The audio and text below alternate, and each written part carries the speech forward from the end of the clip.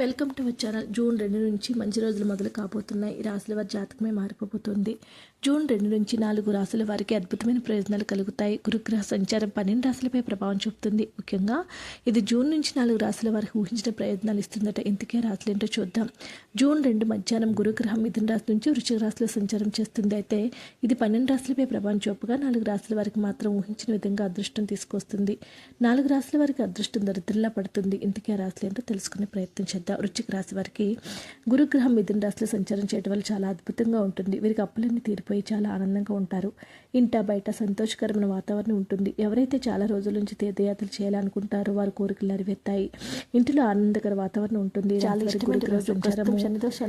అద్భుతంగా ఉంటుంది. కన్యా రాశి వారికి కన్న కన్నులు వల్ల నిజమవుతాయి. చాలా ఆనందంగా గడుపుతారు. ఇంట బయట సంతోషకర వాతావరణం ఉంటుంది. నిరుద్యోగులు మంచి ఉద్యోగం సంపాదించుకుంటారు. ఈ రాశి వారికి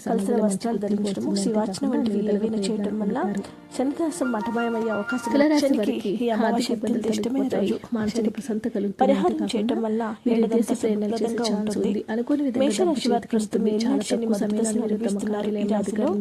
శని అమావాస్య సమాజంలో వీరికంటూ ప్రత్యేకమైన గుర్తింపు ఈ రాశి వారి శనికి పూజ చేయటం లేదా శనికి చాలా మంచిది. ఏ ప్రయత్నమైన సఫలమయ్యే అవకాశం ఉంటుంది.